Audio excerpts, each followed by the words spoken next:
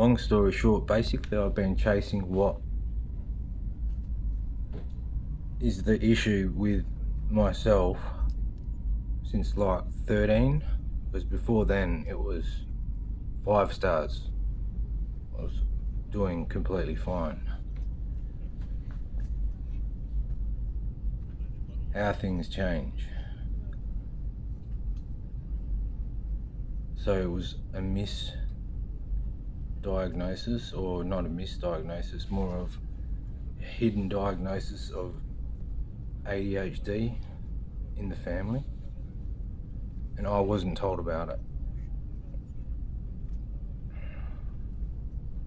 So I didn't really care about mental health struggles and all that when I was younger. I was just going down the path like everyone else does. The thing is, the path is like your parents putting you in a car with a hitchhiker and sending you on your way. For example, the analogy I use is Western Australia, Pinjarra to Perth City. There's a bus route.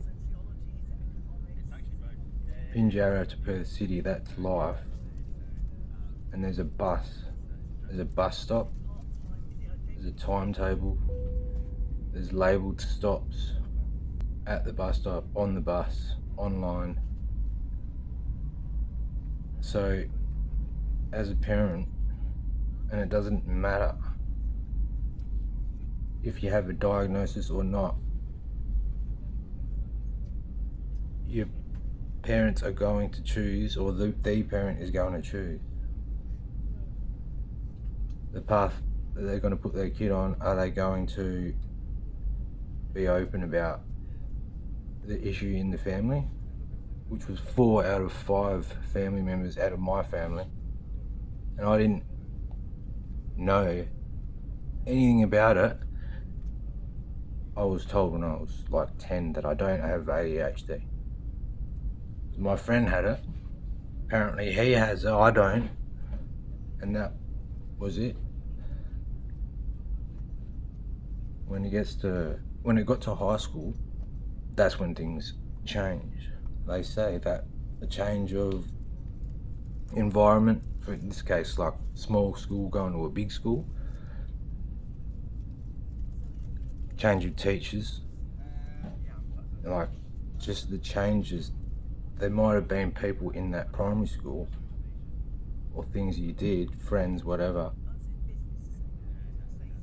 that clicked with me, which made me happy, and the stuff I was doing was enjoyable and I was focused on it, whether it be sport or school. For example, I was like head boy in year 7 in primary school, and after that was a bit of a drop off.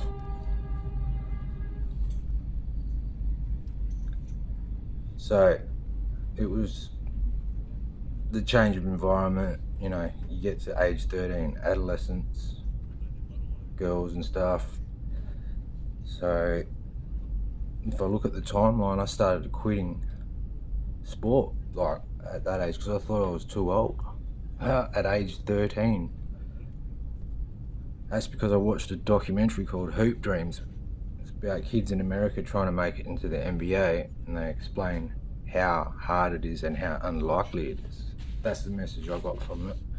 And we're in Australia, so you know, it was like giving up on that dream of making it to the NBA, which was the dream as a kid.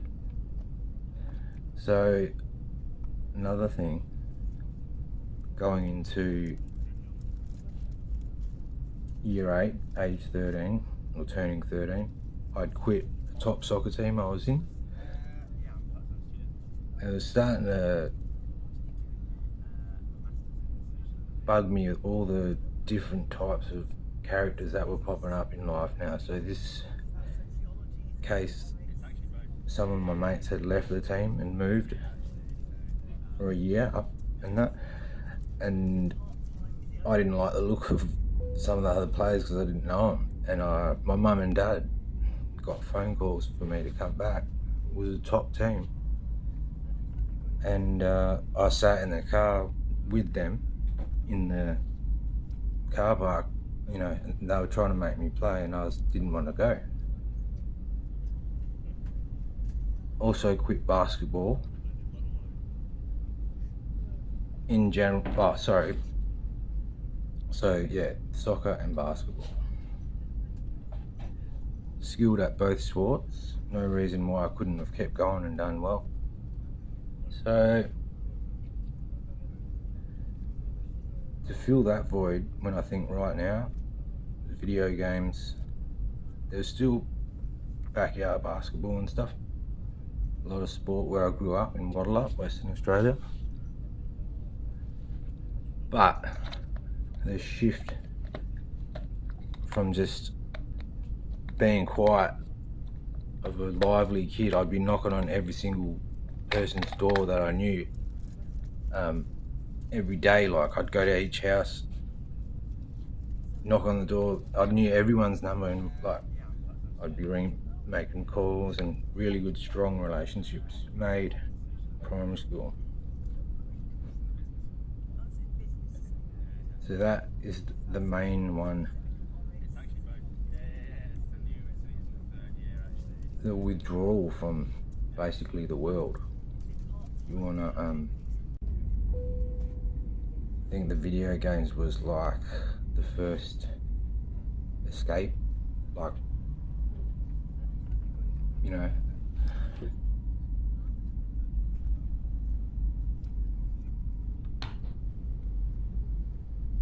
here I am trying to talk sense.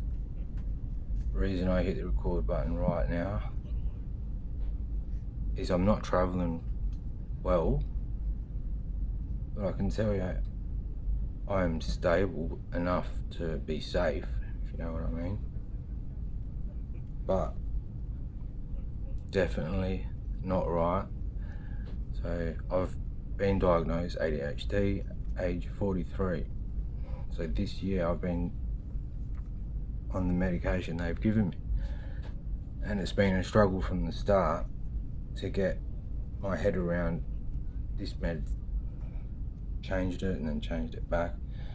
There's a lot of excellent benefits when it works properly, and I'm eating, sleeping, everything all on track. But when you can't sleep, you can't think properly. If this doesn't make sense at all, then maybe you can relate to how scattered we can be from this medication, without the medication or with the medication. Leading up to this month's supply of my meds, there's a bit of a gap. And you know what? I had this miserable look on my face, like a mask glued on, like worse than ever.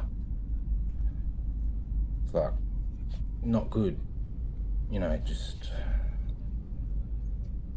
yeah. So I've done a few decent things, like just a good move, which was moving to the country. Like, I had a bloody, you could say, a ADHD inspired idea, thinking outside the box. I decided to have a crack at selling my property in Kwinana and move down to Waroona, where I do a bit of camping, and I love it here. This whole area in the southwest. So, like, I made an excellent move. There's not been many like this where there's like a good move in life. I could see for sale signs on the street everywhere. They'd be sold stickers like almost instantly. And then I was hearing buyers from over East Australia were investors buying all the property up. They're not even coming over here, just dealing with the real estates, with the real estate agents, and snapping up properties instantly. So prices were going sky high finally. And it was like 20 years I was in the property, and I was always just average job, like just the minimum hours, like 40 hours, nothing, no Saturdays, no 12-hour days, just 5 days, 8 hours, and then go home. With no intention of going out after going home. Go home or straight in pajamas, like a bit of a shutdown case, like isolated sort of hermit. But you know what? This isn't a complaint. Like, I love the life I've had. I will go over the story. I'm not going to put it all in one video. But again, I'm not a doctor. I'm not a trained psychologist or counsellor. I don't claim to have answers. I don't claim to have the best life. Like, I don't claim to be like a person you should mimic, and you probably don't want to do that. But there are some tools that I've learned along the way. Like for start, it'll tell you, trying to help you straight away. Like, you're already there. You're on YouTube. This channel here, you can click with it. Like, I mean, I'm not telling you to like the page or whatever. Like, if you resonate with stuff I'm saying and it's helpful, then awesome. Because like, I've followed a lot of channels. Like, the first one, that was after so it was probably like before my dad passed away, like 7 years ago. It was dramatic passing and devastated all of us. Like, he took his life. All right, don't be triggered. It's not for you. You keep going. You don't leave anyone. You get better. You will. Might not even be time heals all wounds, but it'll be effort, I think. I get that thirst for knowledge and start learning about how your brain operates. You'll be amazed. It's like some of these videos probably started with like Joe Rogan Experience. Some guest was on, and it's like, this is a really good podcast. Everything this dude spoke about in relation to whatever, like, doesn't have to be mental health, it could be other interests. But in this case, like the Chatter podcast, the ADHD Chatter podcast, that's a really good one. I'll be honest with you, this isn't going to be a full informative vid. I can't string anything together. It's kind of like a video saying this guy's not well, and look at this shit here. Before I click record, I just decided to start knocking this shit up. Like, it's going to make it look like that, but then how many of you guys are going to keep watching that? People I'm talking to have probably already thought, yep, I'm out of here. And I'm talking to myself. Whoa. Well, the creativity has just gone fucking haywire. Like, this is a snapshot of what I'm like, and I've come a real long way from, like, so it was dad's suicide. I found him, followed by like my relationship with my partner broke down. It's like 6 months later, and she left. It was like 9 months, but yeah, 26 and 9 months it was over pretty much. So she took the kids, moved them away, like, which was the right thing to do now that I look back. Like, we weren't really compatible. So, but yeah, that was devastating. I mean, I don't claim to be the king of drama in life, because probably the first person that's listening to this has got more issues and drama in their life than me. I don't know. But yeah, so there was like 4 things that just lined up, just all fucked me up. So dad, partner, and then separation from the kids. But I do see him on the weekend. I can't complain about that. I love my 2 girls. Yeah, so not long after that, my dog, which I had for 13 years, she passed away. Just, yeah, old age. She was awesome. Pitbull, Shusha, you know? So that happened straight after. Like, it was kind of like 6 to 8 month blocks of just devastation. Like, the dog people will say, you get over that one quicker than, yeah, the story. But it was just in there at that time period as another thing. Yeah, and I noticed I was numbed when, like, after the 2 I mentioned before, relationship, kids separation, and my dad passing in a devastating way. So when my dog passed away, I was quite like numb to that, and I guess I was like, I'd learned a bit of coping strategy, and I was also like, yeah, like dead inside. And so not long after that, it was, so I had my mum there still. We were all devastated from my dad. Devastated, absolutely rocked all of us, each in our own way. And not long after, my mum got diagnosed cancer. So, it was I think it was kept hidden from me. She didn't want me to know. Yeah. I don't know, like maybe I'm the worst one of the 3 of us kids, because she kept ADHD from me. She didn't want to tell me about, like, I think she had like leukemia and stuff before Dad passed, and so she was not well. But so this was when I found out it was like the later stages of it, and long story short, that she passed away, and it was just as bad as my dad. It was just complete opposite, because we all know what how devastating cancer is. Like, it's fucked, but you'll get through.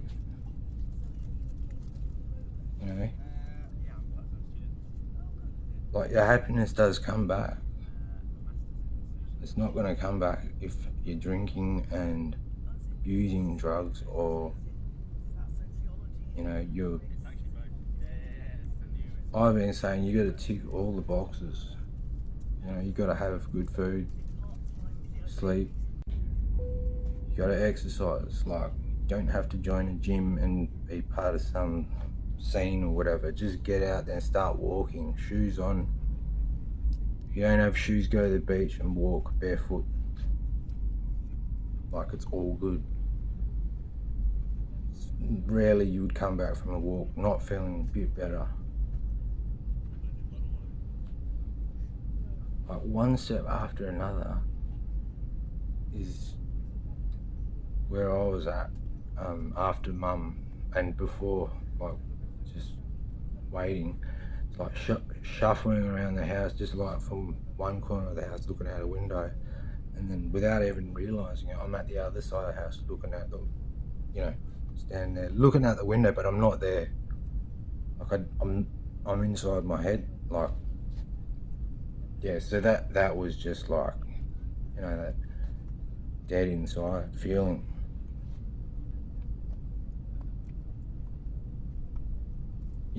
And while I'm here, I hope this doesn't upset anyone what I've been talking about.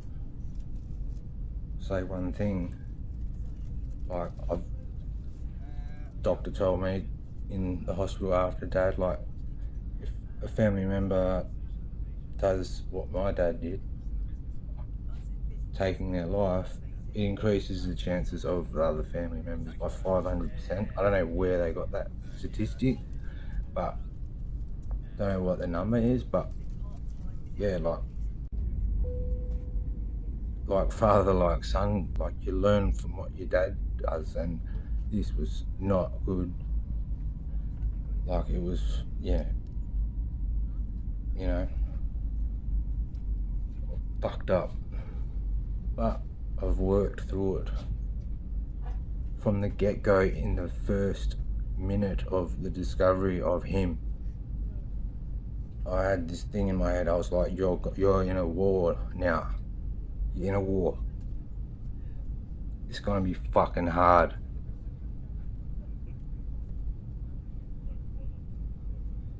He did that because he was alcoholic and my mum was sick and she was leaving for the 10th or whatever time. So yes, he was in a state of despair, like unbearable, but it also punished her for leaving, and like in the ultimate way. But you know, at the time it was complicated in the family. It's where complicated grief, that's the term they use. You know, everyone can relate to that. It's all complicated, but this one was like, so I would see my dad every day leading up to it. I even got to the point of like saying, ditch the alcohol, just ditch it and smoke weed. That's what it came to. I never thought I'd say anything like that to him, but like he was losing like the, you know, he lost his wife, and yeah, so devastation. So I was like on his side, and I was thinking like when I found him, I'm on his side, like, because my mum was kind of hiding from him, like leaving him leading up to the final time she left. Like, so my mum was hanging out with my brother, sister. My brother was looking out for mum. He knew more about her health issues. My oldest brother, there's three of us, and she was at my sister's. So like, it's kind of like I was seeing my dad a lot because my dog Shusha was living with him. Like, because I had a newborn and 12-year-old pit bull, and it was just worked out. Dad needed company, and you know, old pit bull with a newborn baby isn't a great combo. So I would go walk my dog every 2 days, and I'd see my dad, and I didn't think it was as bad as what they were all making out, but yeah, my dad, he could be on his third night of drinking, you couldn't really tell. Yeah, I didn't find out till like after they both died that I had ADHD. Figure that one out. So, like, I don't know if my brother and sister were told by my mum probably not to say anything. And I don't even know if my dad was on meds. When I think back now, like, there's a good possibility with the binge drinking and staying up, like drinking, the ruminating thoughts leading to just going on about the same stories, like always to my mum. Just from Burma, my mum, like, sweetest lady. My dad is like Australian background, but if that was someone of a different nature, they'd be telling me shut the fuck up. Same old stories about work and stuff, like from years back. Yeah, so that all lined up and was devoed.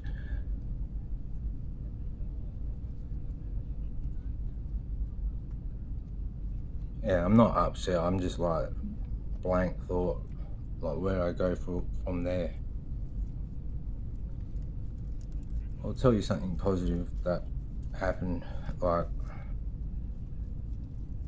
I got a gardening job, which was a new type of work, gardening, lawn mowing, working for two guys, and it was very fortunate to be set up with these two.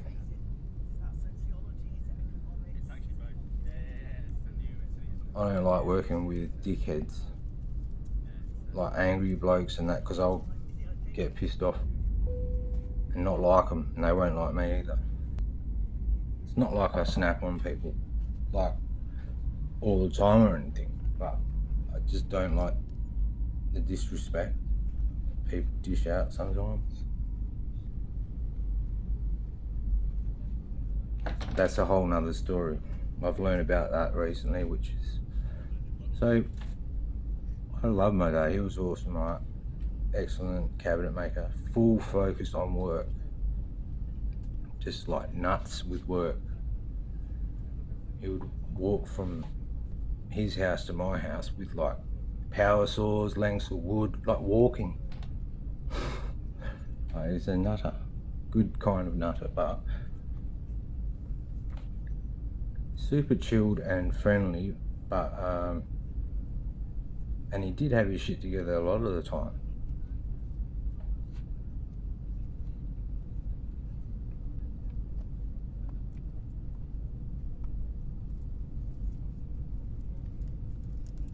It's 27 minutes.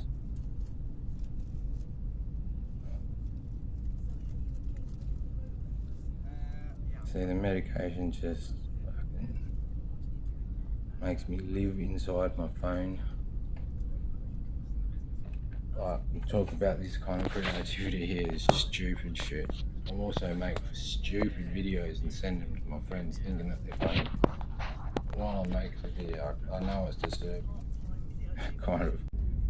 I was mucking around with a T-Rex and a death metal band on the TV, filming it, making it look like it's screaming.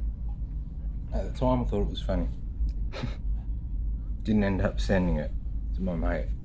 I thought he was gonna love it. And just the passion takes over for hyper focus, like recording the TV music, and then after that song finishes, another song will pop up and I'll record that one. This is a bit of a highlighted time where if you looked at my phone, you'd just see all this stupid fucking, like, yeah, shit like that, like just pointless, like spontaneous thinking type thing. That's kind of shit that I send to my friends just for a joke, and it's just been like more so like this year.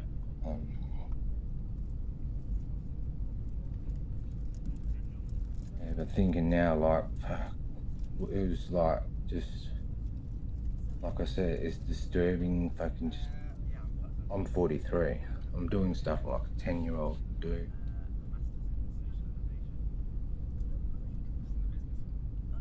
So saying all that doesn't sound like it's helping me, does it? But you know what? It does on the fucking, when I get the meds and I'm first day, second day, it's good. And the sleep starts to wear on me. Lack of food, my appetite changes, start eating light food, like fruit.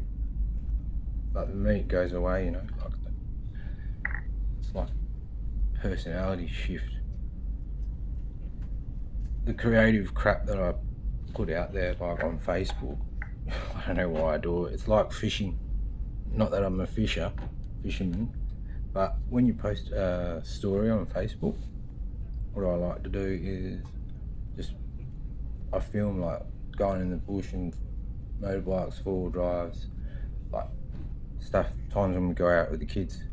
I'll just look for my phone, share a story, hopefully it's a minute video, you know, and then I'll add music to it, usually of what I've heard that day or just a song that I love and think of. Makes you sit there and think, oh, what song can I add to this? I love the alternative music, mainly rap or death metal, more so like the heavier rock, death metal, alternative metal, like all the deathcore, metalcore stuff. Love all that stuff. yeah, like I ended up making my own Aussie hip hop project like, after my dad passed and like before my mum passed. Ended up like creating an EP, which was the goal, like 6 songs. But I ended up I did make like heaps of songs. It was a good thing that I did. Like it was odd going performing open mics doing Aussie hip hop in redneck towns like where they just like rock and roll and stuff. They don't like rap. There was a wine bar I went into doing like Aussie hip hop, and I was just learning, to be honest, like because I was making beats and I needed someone to rap over them. I'm not social, so it was like I'll do that. But no, it was good. Like I mean, I'm happy with it. Very creative, like what I made. Ticked off all the things that I needed to do. There was more, but ended up on Spotify. It's still there. I'll show you one day, maybe. I probably wouldn't share the songs, but put a little tiny link. It'll put people off just the genre of Aussie hip hop. It's not the most liked, probably one of the least liked genres out there in the music industry. But it does have an awesome following of people who do love it. So, the creativity. Anyway, I was mentioning the good things that come of it. Like on the first day, I started speaking to this chick at was it Coles, and she was like, I heard her saying like she'd been crying all day to her friend, and like there was a worker friend, and then like as I walked out, it was just like timing worked out, and I just said, "Oh, what's going on? You alright? Why are you upset?" Whereas other times I just would have been gone straight to my car, gone home. It's enabled me to stop smoking green, so which that stuff is what I turn to manage my ADHD. Now that I look back, I would use it when I was a teenager to get little things done. Like, didn't really know that was like how kind of like how the ADHD meds works. It makes you focused and get stuff done, knock off the jobs out of the way and get them done. Yeah, so he's trying to use cannabis and like prescribed depression medication, which apparently makes your ADHD symptoms worse. That type of medication. So you're given the wrong medication, making you worse.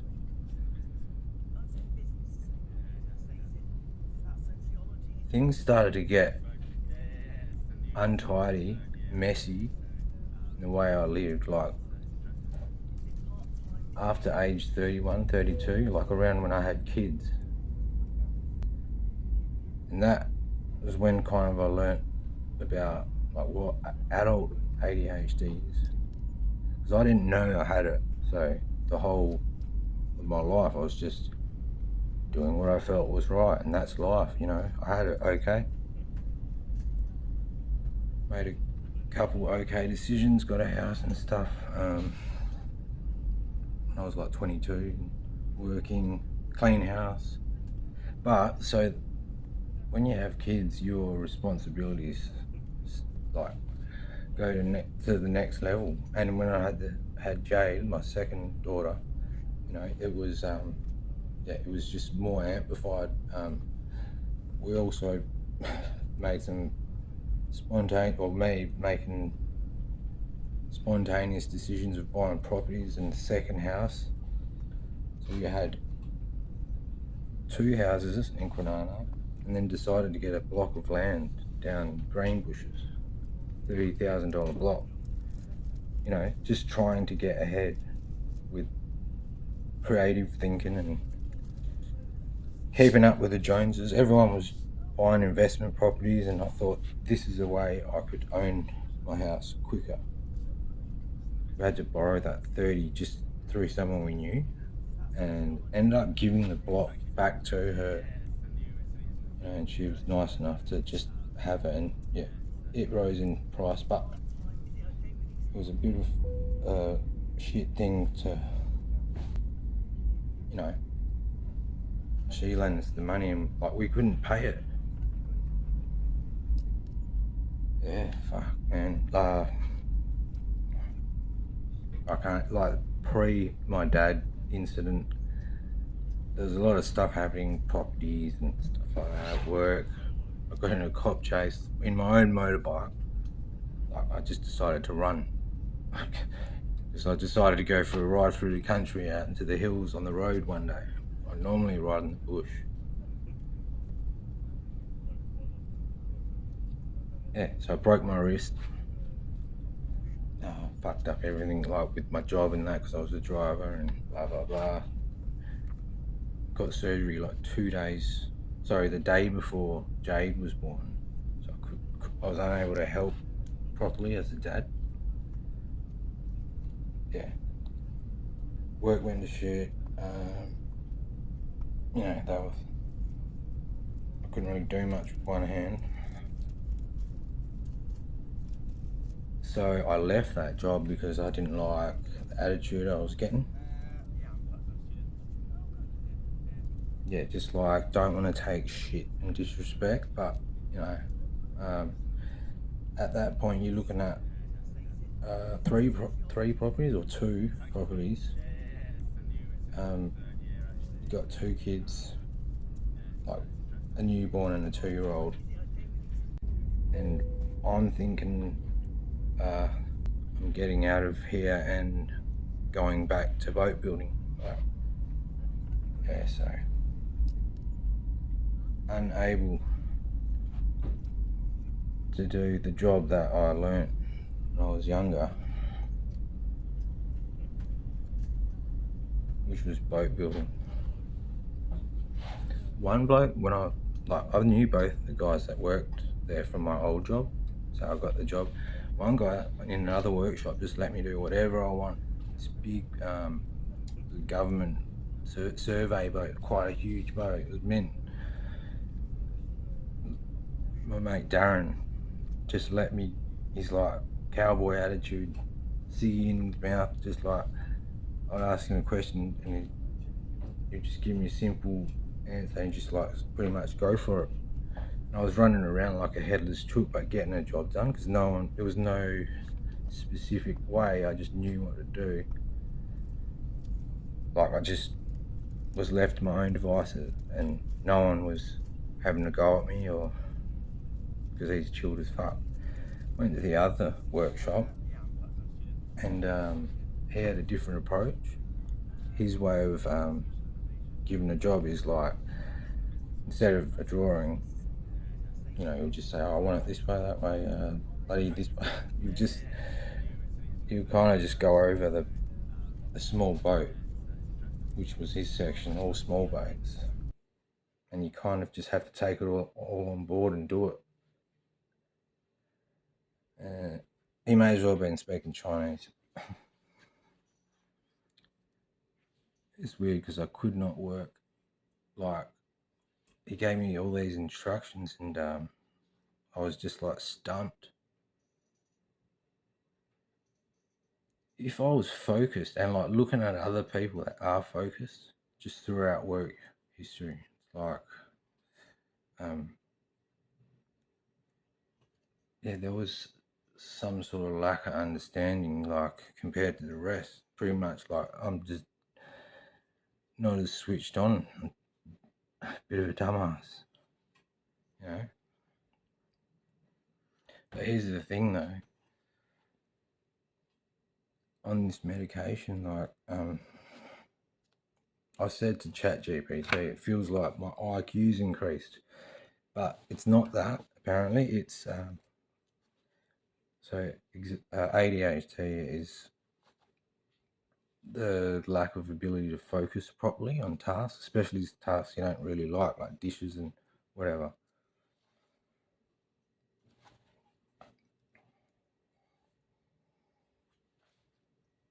there's the memory loss. Bum. Full lost my train of thought. We're 40 minutes in. I have no idea if this makes sense. I doubt it. It's the first video. Call it a practice run.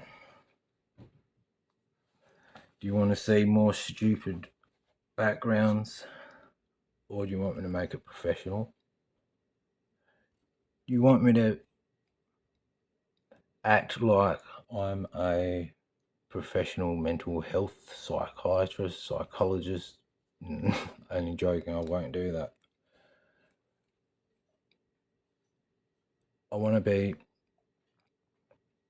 doing interviews with experts, so it's kind of like you're on board with me and we're learning together.